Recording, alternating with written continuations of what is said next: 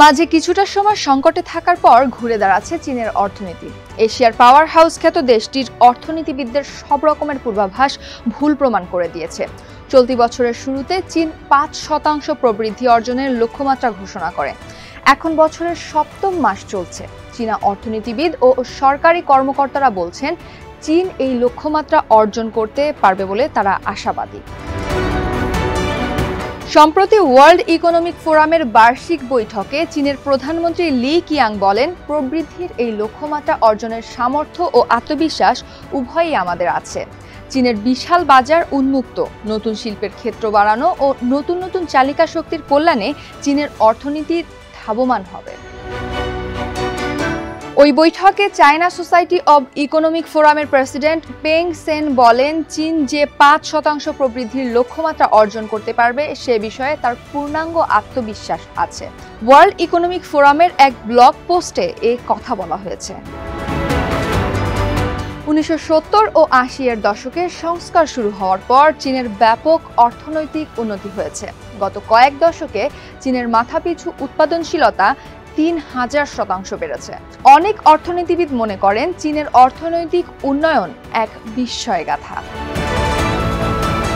Corona মহামারী আর ভূরাজনীতির মারপ্যাচে পড়ে গত কয়েক বছরে চীনের অর্থনীতির গতি কমে যায়। আন্তর্জাতিক মুদ্রা তহবিল বা IMF বলেছিল ২০২৯ সালের মধ্যে চীনের অর্থনৈতিক প্রবৃদ্ধির হার ৩.৩% নেমে আসতে পারে। এটা যে শুধু চীনের অভ্যন্তরীণ সমস্যার কারণে হবে তা নয়, বরং বিশ্ব অর্থনীতির গতি প্রকৃতির কারণেও এমনটা হবে বলে মনে করেন বিশ্লেষকরা। অর্থনীতিবিদরা বলছেন চীনের অর্থনীতি ফের মোটা তাজা করতে নতুন নতুন ক্ষেত্র খুঁজে বের করতে হবে। ব্লগ পোস্টে অর্থনীতির নতুন কিছু ক্ষেত্রের কথা বলা হয়েছে, যেমন কৃত্রিম বুদ্ধিমত্তা, ডিজিটাল আর্থিক সেবা ও বৈদ্যুতিক গাড়ির মতো পরিবেশ বান্ধব প্রযুক্তি। সে অনুযায়ী কাজও শুরু করেছে চীনা কর্তৃপক্ষ, যা ইতিমধ্যে কাজে আসতে শুরু করেছে। ইতিমধ্যে চীনের জিডিপিতে পরিবেশ বান্ধব জ্বালানির অবদান ব্যাপক। গত বছর চীনের প্রবৃদ্ধির 40%ই এসেছে এই খাত থেকে, অর্থাৎ বৈদ্যুতিক গাড়ি, ব্যাটারি ও সৌর প্যানেল ইত্যাদি থেকে। এই খাতের গবেষণা ও উন্নয়নে বেসরকারি খাতের বিনিয়োগ গত 5 বছরে দ্বিগুণ হয়েছে। ২০১৭ সালে চীনের প্রেসিডেন্ট সি জিনপিং বলেছিলেন, চীন এতদিন উচ্চ হারে প্রবৃদ্ধি অর্জন করেছে, কিন্তু এখন পালাবদলের সময় এসেছে। চীন এখন উচ্চ হারের প্রবৃদ্ধি নয়, বরং উচ্চ মানসম্পন্ন প্রবৃদ্ধির দিকে ধাবিত হবে। উচ্চ মানসম্পন্ন প্রবৃদ্ধির ক্ষেত্রে যেসব খাত চালিকা শক্তির ভূমিকা পালন করবে সেগুলো হলো জেনারেটিভ AI, সেমিকন্ডাক্টর, নবায়নযোগ্য জ্বালানি ইত্যাদি। বিশেষজ্ঞরা আরও মনে করেন সরবরাহ ব্যবস্থার দক্ষতা বজায় রাখা এবং বিশ্ববাজারের সুবিধা পাওয়াও এই উচ্চমানসম্পন্ন প্রবৃদ্ধির জন্য জরুরি।